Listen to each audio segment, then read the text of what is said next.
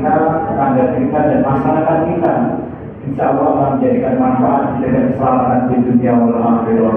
Maka kita laksanakan bersama, kita dengarkan serius bagaimana segala macam jadikan hidup kita yang terutama kepada Ustaz di waktu dan tempat kami istilahnya. Oke, matur suwun sangat. Nggih.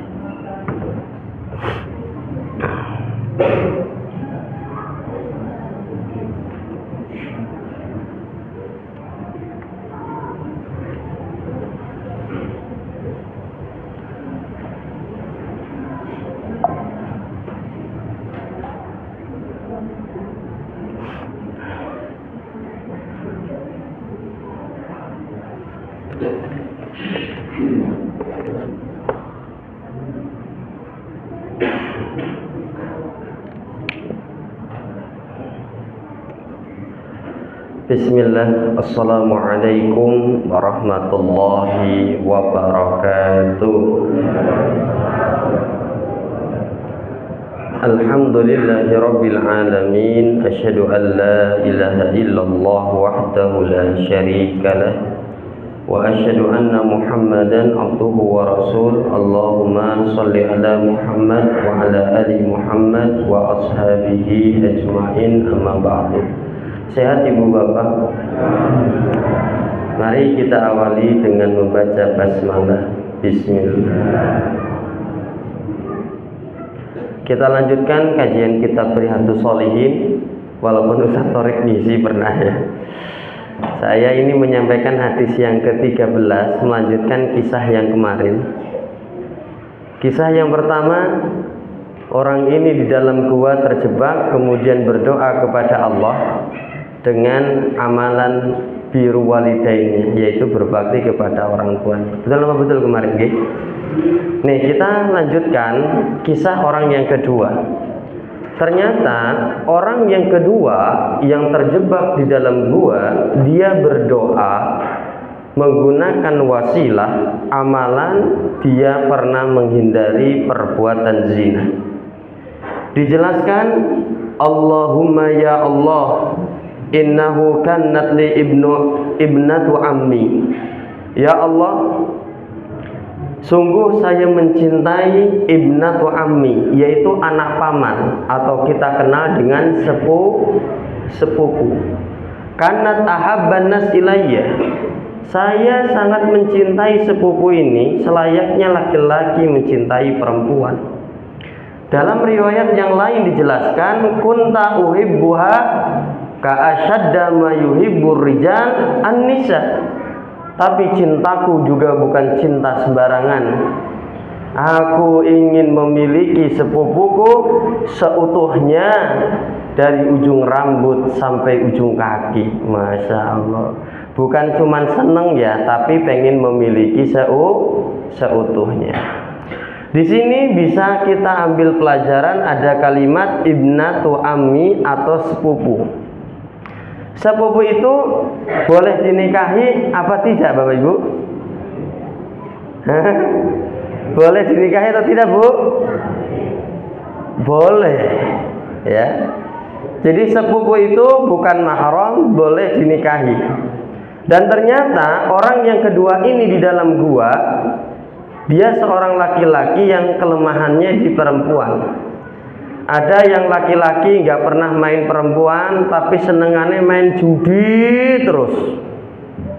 Ada orang yang main judi nggak mau, tapi senengannya mabok terus.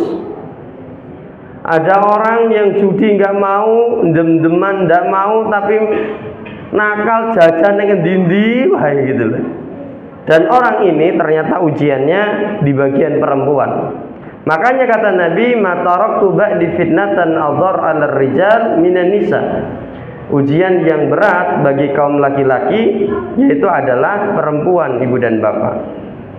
Makanya ibu, jenengan yang merasa cantik atau jenengan punya anak yang cantik atau cucu yang cantik, ketika kuliah atau sekolah atau bertemu dengan lawan jenis yang bukan mahramnya, maka tolong ketika berbicara ojo dilembut-lembutke. Ibu-ibu cantik masih muda, ketika bersih-bersih kampung berbaur dengan bapak-bapak dan ibu-ibu yang lain. Ibu yang cantik ini pengennya gerapia, yaitu sopan. Ketika berbicara dengan bapak-bapak, yuk gerapia gitu. Jenengan niatnya apik, gerapia gitu ya. Tapi bapak-bapak yang dengerin ucapan panjenengan, bapak-bapak ini pulang ke rumah malamnya nggak bisa tidur, Bu. Ketoke ibu kayak seneng sampai aku ini. Gitu. Termasuk yang sudah mahasiswa atau pelajar SMA, gadis cantik gitu ya. Kalau di sekolahan ketemu bapak-bapak guru itu biasa-biasa saja, jangan sopan-sopan banget, ya biasa gitu loh. Jangan enji. Aduh. Apa kata Allah? Fala takhda'na bil qaul. Janganlah kalian wahai perempuan merendahkan suaramu atau melembut-lembutkannya, mendayu-dayu. Kenapa? Fayatma'alladzi fi qalbi marad. Karena suara perempuan saja yang mendayu-dayu bisa membangkitkan nafsunya seorang lelaki, Bapak Ibu. Jadi kalau bergaul dengan laki-laki yang bukan mahram, biasa-biasa saja. Memang ibu dan bapak fitrahnya laki-laki lihat perempuan ya seneng. Kalau laki-laki lihat laki-laki seneng itu horor, Bapak Ibu. Zuyyinna linnasi hubus syahwati minan nisa. Kata Allah, memang sudah dijadikan indah perempuan itu di hadapan lelaki. Akan tetapi di dalam Islam ada konsep aturan bergaul antara laki-laki dan perempuan. Salah satunya menjaga pandangannya. Makanya qulil mu'minina yaghuddu min absarihim. Katakan kepada laki-laki yang beriman agar mereka menjaga pandangannya dan menjaga kesucian kemaluannya. Makanya kalau memang seorang laki-laki ini sudah mampu menikah, segeralah menikah. Ya ma'syaras sabab, man istata'a minkumul ba'ata falyatazawwaj. Wahai para pemuda, kalau memang kamu sudah sanggup untuk menikah, maka segeralah menikah. Karena menikah itu bisa menjaga pandangan, menjaga kemaluan. Tapi kalau tidak bisa, bisa memperbanyak puasa. Nyuwun ngapunten Ibu dan Bapak, saya punya cerita tapi nggak disebutkan nama tokoh, tempat, kejadian dan waktu. Nanti jenengan mudeng wan repot. Ini sudah hampir 40 tahun belum nikah, 37 mungkin. Secara ekonomi sudah mampu. Saya dengar dari kawan-kawan, ternyata malahan tukang repot. Era zaman sekarang sudah mampu segera menikah. Ternyata orang yang belum menikah ini yang godain istri tetangga, malahan godain perempuan yang sudah bersuami gitu loh. Nah Ibu dan Bapak yang insya Allah dirahmati oleh Allah, ternyata di dalam agama Islam ada konsep namanya mahram. Mahram itu orang-orang yang tidak boleh dinikahi karena ada sebab sesuatu. Yang pertama, ada mahram disebabkan karena keturunan.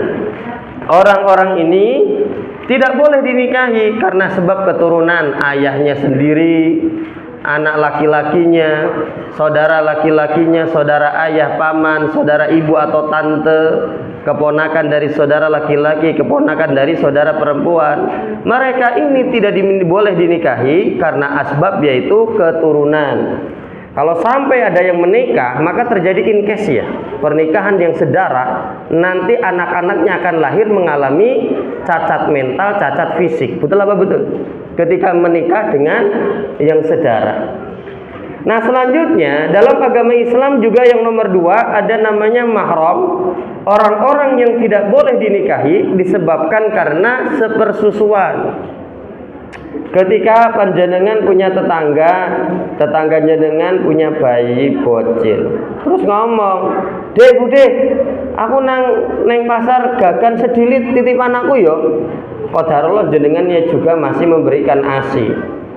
Ternyata anak tetangga jenengan nangis, waduh mesake, ketok ngelak iki. Terus sama jenengan dikasih jeligen, nyok, nganti gumoh pokoknya. Nganti warek, nganti angler, bayangkan. maka auto anak tetangga panjenengan jadi anak susuan panjenengan. Yang terjadi, ibu-ibumu yang menyusui kamu tidak boleh dinikahi, dan saudara-saudara perempuan sepersusuanmu. Tuh kan repot. Nah, ibu dan bapak, makanya pernah saya jelaskan, ketika kita diuji oleh Allah belum memiliki keturunan, kemudian ingin mengambil anak dengan cara adopsi. Kalau pengen anaknya perempuan, ya mengambil dari jalurnya suami. Biar nanti kalau perempuan ini menjadi anak yang cantik jelita, dengan suami kita mahramnya lebih kuat gitu loh.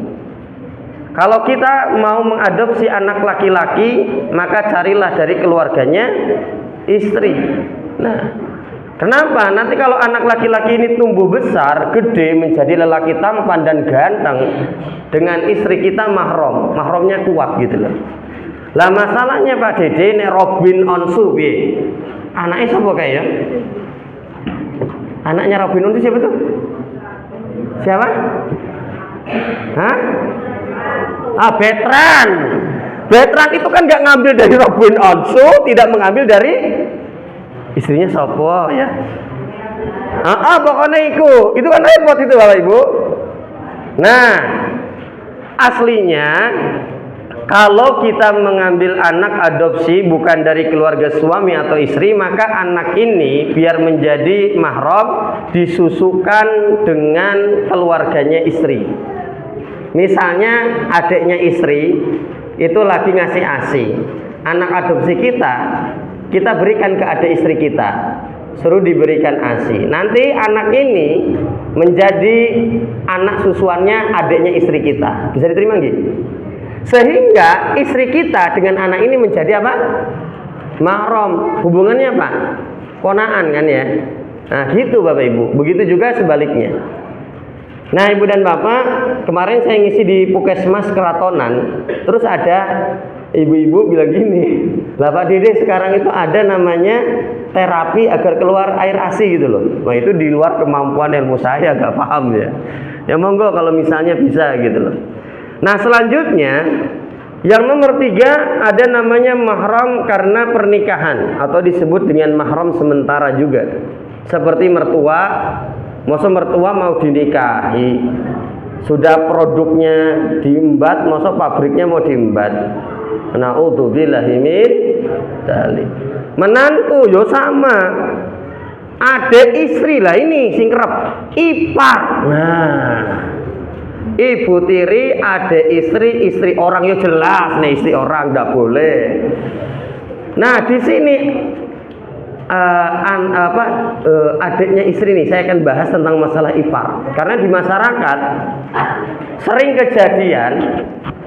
Saya dulu bapak itu punya karyawan orang Delanggu. Nah karyawan ini nikah sama orang Delanggu, istrinya ini punya mertua. Istrinya ini punya bapak. Nah, bapaknya ini itu istrinya 2. Tapi istri yang pertama Mbak istri yang kedua adik Jadi menikahi kakaknya dan menikahi adiknya. Ada enggak di masyarakat? Ada. Hukumnya tidak boleh Ibu dan Bapak. Dijelaskan wa an tajma'u bainal ukhtain. Tidak boleh mengumpulkan 2 perempuan yang bersaudara Bapak Ibu. Boleh menikahi adiknya dengan syarat mbaknya sudah meninggal atau diceraikan. Begitu.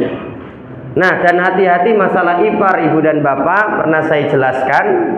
Ada orang Madinah tanya kepada Nabi, "Ya Rasulullah, afa ara'aital hamwa?" Bagaimana pendapat engkau tentang ipar? Qala, kemudian kata Nabi, alhamul maut, ipar itu adalah kematian. Jadi bisa mendatangkan bahaya. Masalahnya kalau kita di Indonesia kadang-kala, "Dek, ayo tak goncengin ning pasar." Wah. "Dek, jagongnya sama siapa kamu?" "Nek sing ngeterke Mas." "Yus, ambil aku wae." Lah. Ini ada kisahnya Ibu dan Bapak. Ada seorang kakak mas laki-laki ini nikah dengan seorang perempuan, kemudian tinggal di kota berdua ibu dan bapak, diuji oleh Allah belum memiliki keturunan, hingga suatu hari adiknya laki-laki, nanti laki-lakinya ini punya adik itu loh, itu baru lulus kuliah. Kata ibunya bilang, "Le, Kak, adikmu baru lulus kuliah, kalau di desa itu nyari pekerjaan susah.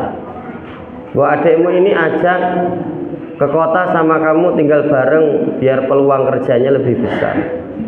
Maka adiknya suaminya itu pergi ke kota, kemudian tinggal bareng bertiga sekarang.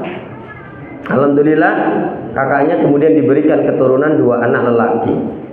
Hingga suatu hari kakaknya ini pulang kerja dari kantor naik mobil, tiba-tiba di jalan ada perempuan yang menabrakkan dirinya ke mobil tersebut. Langsung kaget, innalillah. Kakaknya ini keluar dari mobil, terus menolong si perempuan ini. Pas ditolong malahan perempuan ini teriak-teriak, "Tolong, tolong, saya dilecehkan oleh orang ini." Wadidaw, ditolong malahan mentung. Singkat cerita, kemudian dibawalah ke kantor polisi. Kakaknya ini kemudian dicek lab kesehatan, begitu juga dengan si perempuannya. Selesai cek kesehatan, si polisi ini mendatangi kakaknya. "Pak, panjenengan jangan merasa khawatir, jangan merasa takut." "Loh kenapa Pak Polisi?" "Karena jenengan tidak mungkin melecehkan perempuan ini sampai hamil." "Loh kenapa?" "Berdasarkan hasil cek, panjenengan ini steril." Ngapunten, mandul gitu. Dia kaget, astagfirullah. Kalau saya steril, di rumah anak saya 2. Lah iku anake sapa? Ternyata selama ini istrinya telah berselingkuh dengan adiknya. Nah, jadi seperti itu Bapak Ibu. Kita lanjutkan kalimat yang kedua. Di dalam hadis tersebut ada kalimat fa'ardatha, laki-laki ini ya sangat menginginkan ala nafsiha, di dalam jiwanya menginginkan sepupunya. Famtana asminni, sampai dia ini menunggu hatta allamat biha sanatun minasinin, menunggu sampai bertahun-tahun. Ya Allah, kapan ya saya bisa memiliki sepupu saya yang eye-catching ini, yang cantik ini. Dia sampai sering memimpikan sepupunya ini. Memang jiwa manusia itu Bapak Ibu, inna nafsa la'ammaratun bisu ila narahima rabbi, itu suka mengajak kepada perbuatan dosa. Contoh di masyarakat lah yang dekat dengan kehidupan kita. Kadangkala ada seorang suami lelaki, dia sudah dapat istri sing solehah, wahyu, pinter ngerawat diri, tetap saja tergoda rumput tetangga lebih hijau, gitu loh. Sudah dikasih yang halal, ya cukup membayar seperangkat alat sholat, dibayar tunai, cek golek sing bayar loh. Gitu loh Bapak Ibu. Makanya waman adzallu mimman ittaba'a hawa, barang siapa yang nurutin hawa nafsunya, maka pasti dia akan banyak celakanya ibu dan bapak.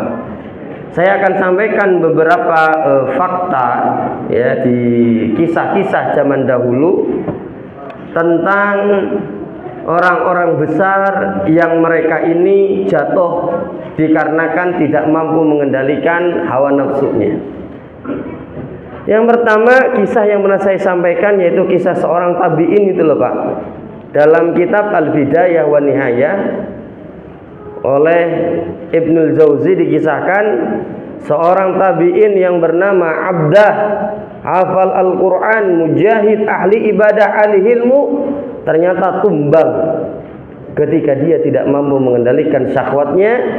Dia tergoda oleh perempuan Romawi yang cantik jelita, dan perempuan Romawi ini mengajukan syarat, kalau kamu ingin memiliki diriku seutuhnya, syaratnya siji, keluar dari agama Islam. Dan kemudian Abdah ini itu murtad Bapak Ibu, murtad dia. Kemudian ketika dinasehati, kenapa engkau murtad? Di mana hafalan Al-Qur'anmu? Dia cuma bisa menjawab, Rabbama yawadul ladina kafaru law kanu muslimin. Sekiranya orang yang tidak beriman kepada Allah bisa hidup lagi, mereka pengen hidup sebagai seorang muslim. Darhum ya'kulu, biarkanlah mereka makan sesuka perut mereka. Wa yatamatta'u, biarkan mereka ini bersenang-senang dengan harta dunia. Wa yulhimul amal, biarkan mereka dimanjakan dengan angan-angannya. Fasawfa ya'lamun, maka besok mereka ini akan mengetahui akibat dari perbuatannya. Dari kisah pertama ini bisa diambil pelajaran, sekelasnya tabi'in saja, ketika dia menurutin hawa nafsunya, maka dia pasti bakalan celaka. Bahkan sekelasnya Nabi Yusuf alaihissalam, ibu dan bapak. Yusuf ini saat itu digoda oleh Imra'atun Aziz, yaitu istrinya Raja Aziz, atau orang Indonesia menyebutnya dengan Zulaikha. Singkat cerita, sekelasnya Nabi Yusuf saja bilang, laula an ra'a burhana rabbih, seandainya saya tidak melihat tanda-tanda kebesaran Allah, kadzalika linasrifa anhu su'a wal fakhsha, maka sungguh ya, saya ingin mengikuti ajakan dari Zulaikha. Jane aku gelem ngono lho. Ya ngapunten ibu dan bapak, kenapa Yusuf itu mau dengan Zulaikha? Ternyata dalam literasi Zulaikha itu masih muda, jek sing set Bapak Ibu. Sedangkan Raja Aziz suaminya itu sudah sepuh. Jadi jarak antara Zulaikha dan suaminya terlalu jauh usianya, sehingga Zulaikha ini jarang diberikan nafkah batin. Nyungapunten kalau bahasa orang dandut koplonya itu jablay gitu loh, jarang dibelai gitu. Maka ketemu dengan Yusuf sing ganteng tenanan, luluhlah hatinya Zulaikha. Makanya ibu dan bapak, Yusuf ini mengatakan sampai bilang kepada Allah, qala rabbi, wahai Rabbku Allah, sijnu ahabbu ilayya, di penjara lebih aku sukai, mimma yad'unani ilaihi, daripada aku mengikuti ajakan-ajakan perempuan itu.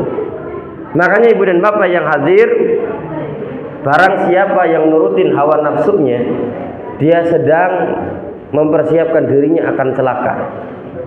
Salasun, 3 perkara, muhlikatun, yang kalau diikuti mendatangkan kecelakaan, kebinasaan. Salah satunya wahawa mutabaun, ketika dia nurutin hawa nafsunya. Bahkan di era modern seperti ini ibu dan bapak, ternyata banyak orang yang terlilit oleh kesulitan hidup. Banyak orang yang dia ini dirundung oleh penderitaan di alam dunia itu disebabkan oleh perempuan. Seperti kasus Mario Dandi itu awalnya dikarenakan Mario Dandi berpacaran dengan perempuan ini, kemudian perempuan ini yang menghasut Mario Dandi. Bahkan sekelasnya Presiden Amerika Serikat yang bernama Bill Clinton pada zamannya itu karir politiknya mau hancur dikarenakan Bill Clinton ini dia jatuh cinta kepada seorang perempuan karyawan magang yang bernama Monica Lewinsky. Bayangkan, sekelasnya presiden saja, presiden Amerika, bayangkan, itu mau hancur. Makanya ibu dan bapak, perempuan itu makin cantik, jenengan harus makin waspada, Pak. Makin cantik itu harus makin waspada. Saya kasih contoh real ya. Kisahnya Zuraidah pernah saya sampaikan. Ini pernah trending topik, silakan searching di Google, di YouTube, banyak kasus ini. Jadi Zuraidah ini seorang janda yang sangat cantik. Dia ini menikah dengan seorang duda yang bernama ini almarhum Hakim Jamaluddin. Beliau ini seorang hakim, duit turah-turah, Pak. Kalau lelaki duitnya sudah banyak turah-turah, golek bojo sing penting ayu. Buat apa saya cari perempuan yang kaya? Karena saya udah turah-turah duit kok. Sing penting golek sing ayu. Manusiawi lah wong lanang kok. Betul apa betul? Kecuali panjenengan ya. Seperti solehah lah dede wadidaw ya. Tapi kebanyakan golek sing ayu gitu. Lah dhek turah-turah duit kok, hakim pejabat kok. Singkat cerita nikahlah dengan Juraidah. Ternyata rumah tangganya tidak mulus. Walaupun sudah dikaruniai satu anak, ternyata sering percekcokan di dalam rumah tangga, ya. Kemudian saking memuncaknya percekcokan ini, Hakim Jamaluddin ingin menceraikan Juraidah. Juraidah yo ora gelem no yo. Nek sampai bercerai kelangan duit no. Kemudian Juraidah ini berselingkuh dengan seorang laki-laki dan dengan selingkuhannya merencanakan pembunuhan Hakim Jamaluddin. Kalau Hakim Jamaluddinnya wafat, kan hartanya akan pindah ke Juraidah semua. Singkat cerita, ibu dan bapak, kemudian skemanya adalah selingkuhannya ini dimasukkan ke dalam rumahnya Juraidah, naik ke lantai 3 dekat tandon air. Kemudian Hakim Jamaluddin ketika malam sudah pulang, dia tidur. Ketika Hakim Jamaluddin sudah tidur, Juraidah ngebel, wonge wis turu. Maka si Jeffrey ini selingkuhannya Juraidah turun dari lantai 3 membekap Hakim Jamaluddin sampai wafat. Kemudian dimasukkan ke mobil Fortunernya dan ditabrakkan di kebun sawit. Berdasarkan hasil otopsi, ketahuanlah pembunuhnya adalah siapa? Juraidah intinya.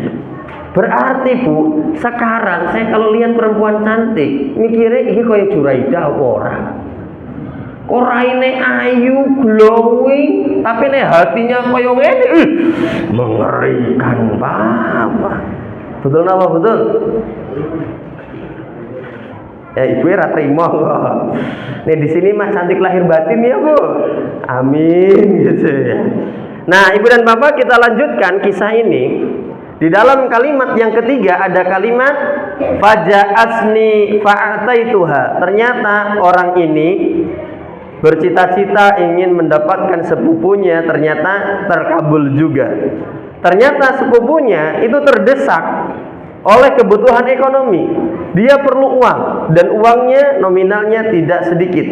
Ternyata sepupu yang cantik ini pinjam uang isrina wa mi'ah dinarin, 120 dinar. Kita rupiahkan dulu 120 dinar itu berapa? 1 dinar itu 4,25 gram. 1 dinar 4,25 gram. 1 gramnya di toko Mas Semar Solo yang 22 karat itu 900.000 lah. Jadi 900.000 kali 4,25 berarti 1 dinar itu dirupiahkan berapa? 3.825.000. Perempuan tadi pinjamnya berapa dinar? 120. Berarti 120 kali 3.825, perempuan ini sepupu ini pinjam 459 juta. 1 Fortuner, Pak. Bayangkan. Nominal besar itu. Makanya si laki-laki ini ngomong, oke lah, kamu pinjam 400 juta sekian, tapi syaratnya ala antukhliya baini wa baina nafsiha fa fa'alat. Syaratnya adalah barter. Tak kasih 120 dinar, 400 juta sekian, tubuhmu serahkan kepadaku. Waduh, remo. Seandainya saya hidup di zaman ini, ketemu bapaknya perempuan ini, pasti bapaknya nggak tahu anaknya melakukan ini. Betul apa betul? Nggak tahu Bapak Ibu. Seandainya tahu pasti dilarang. Nah ibu bapak yang insya Allah dirahmati oleh Allah Subhanahu Wa Taala, makanya yang punya anak perempuan dijaga dengan baik, ya. Karena anak perempuan itu seperti mangkok kristal, kalau sekali pecah, yang-yangan kebablasan pecah.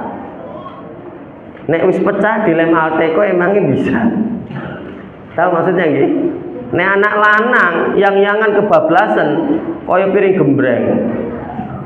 Wis penyok bener kene, penyok bener kene.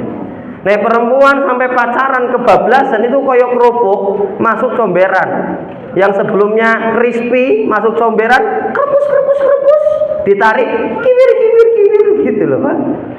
Nek anak laki-laki yang jangan sampai kebablasan itu koyo cincin emas masuk comberan. Menjijikan bau, tinggal diambil, dicuci, dilap, mengkilat lagi. Kondo Rene Bekasi. Bisa diterima nggih Bapak Ibu? Nah, Ibu Bapak yang insya Allah dirahmati oleh Allah Subhanahu wa taala. Saya ngepas ke jam ya, Bu. Ini tinggal 9 menit lagi. Masih kuat nggih? Nah, Ibu dan Bapak yang hadir, ternyata deal oke, sepakat. Waduh, berat banget ini sepupunya.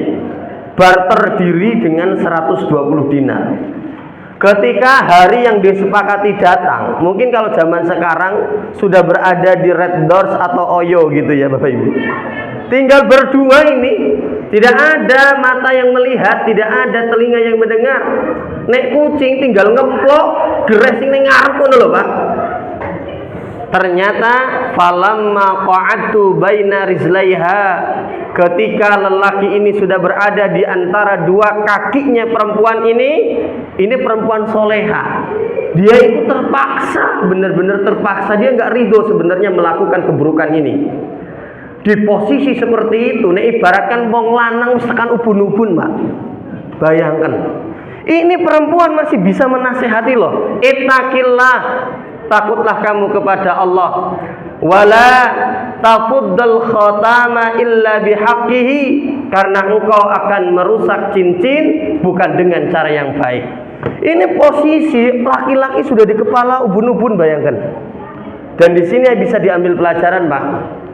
Menurut sosiologi kriminal, yaitu Reza Indragiri Amiral, kemarin sering tayang di TV One ya, kasusnya Jessica Wongso ya. Ternyata Reza Indra Amiral ini mengatakan kayak gini kurang lebihnya. Nah, saya ngomong saja. Zaman dahulu kita sering ngomong kepada anak-anak kita, Lendo, hati-hati ketemu orang-orang yang asing, itu bisa bahaya. Tapi kalau zaman sekarang, orang yang bisa membahayakan kita bukan orang yang kita tidak kenal, malahan orang-orang yang kita kenal dan dekat dengan kita. Ini menurut ilmu sosiologi kriminal. Makanya harus berhati-hati Bapak Ibu dengan siapapun. Nah, selanjutnya Ibu dan Bapak, ketika laki-laki ini sudah berada di antara dua kaki perempuan, dinasehati kayak gitu, je iso mikiri, Pak. Baik. Ini termasuk laki-laki yang baik juga, Pak. Dinasehati kayak gitu, idza dzukira dzakara, ketika diingatkan, dia itu langsung gampang sadar.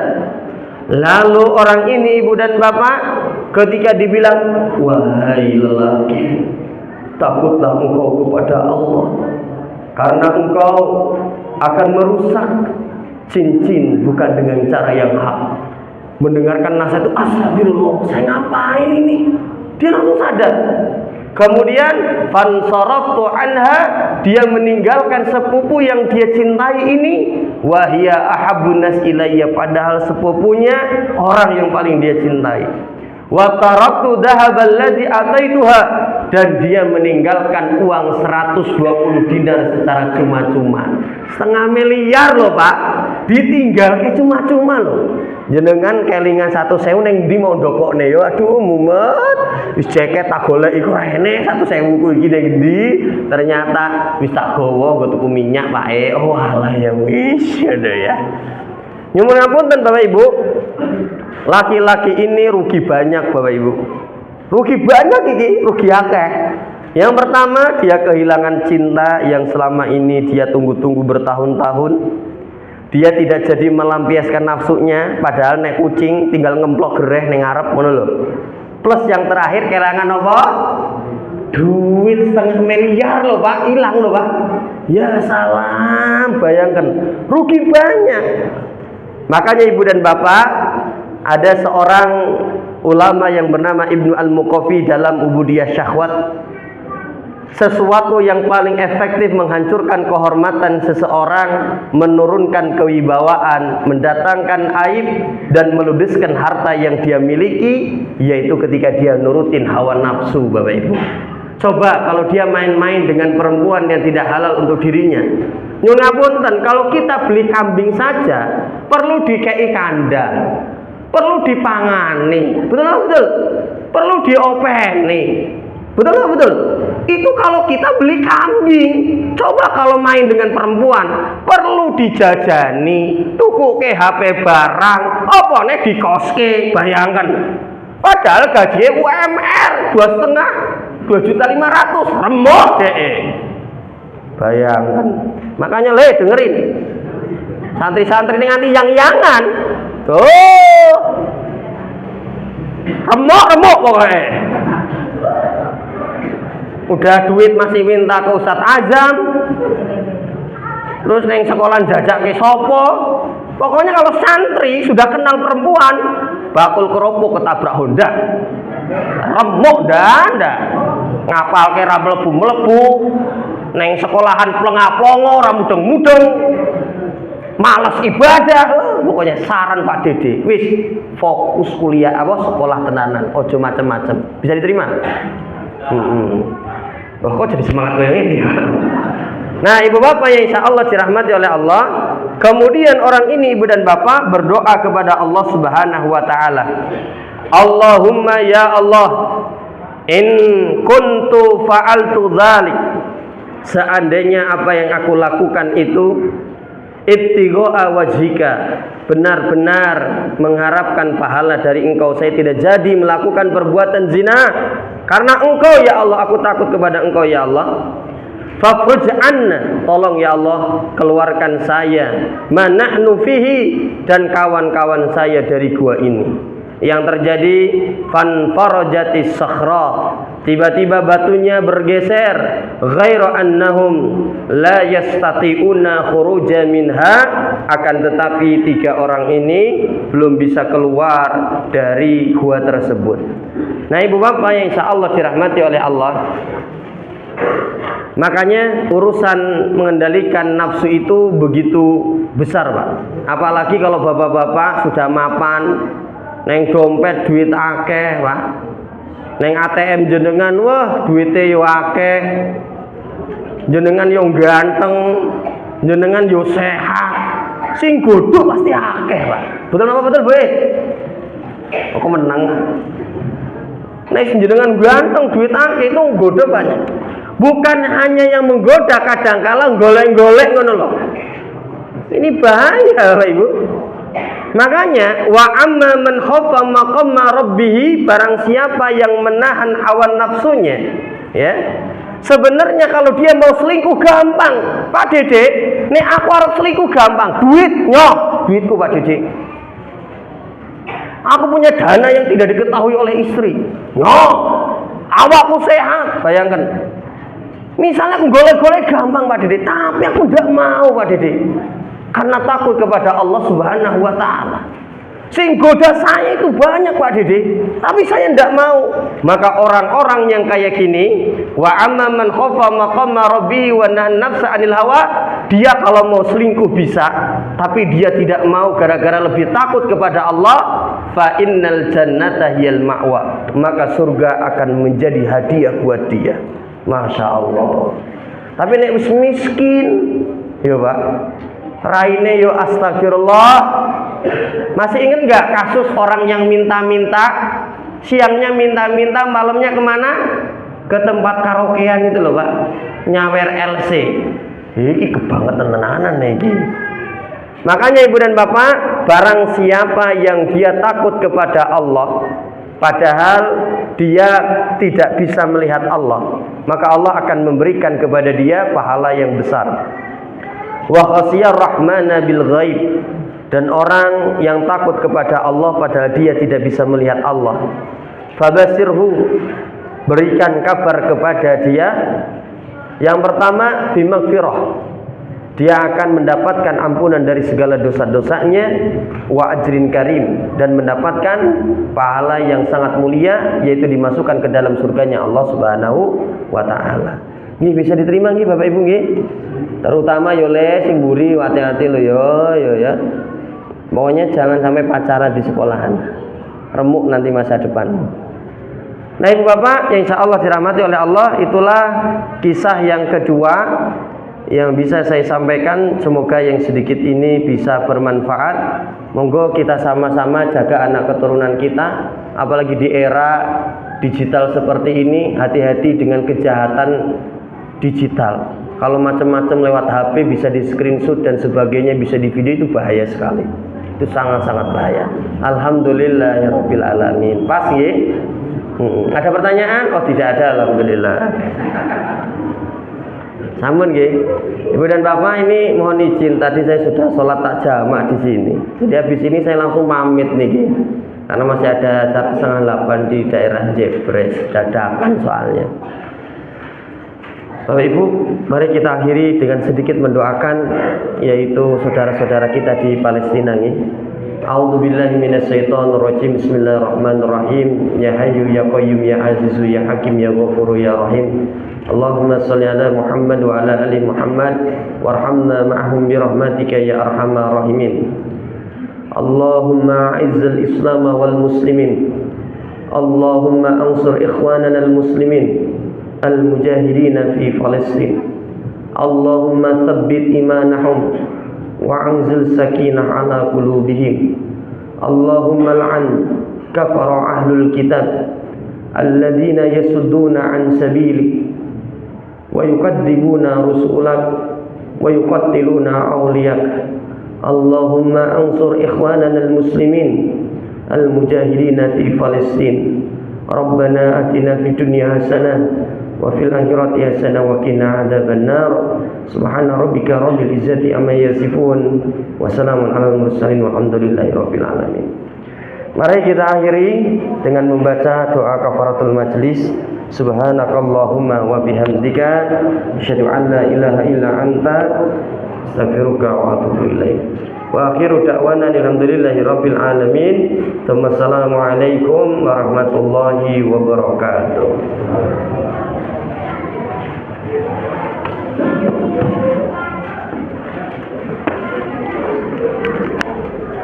Alhamdulillahirabbil alamin. Terima kasih Subhanahu wa ta'ala pada malam hari ini tadi siang yang menjadikan hidup hati keluarga kita untuk selalu berhati-hati dan menjaga diri kita semata-mata yaitu mengharapkan ridha Allah Subhanahu wa ta'ala dan keutamaan bagi keluarga kita, anak keturunan kita, keselamatan di dunia wal akhirah. Amin. Terima kasih kepada bapak-bapak. Silakan yang batal wudu untuk persiapan melaksanakan sholat isya berjamaah. Akhirul kalam kita bersama. Alhamdulillahirabbil alamin. Assalamualaikum warahmatullahi wabarakatuh.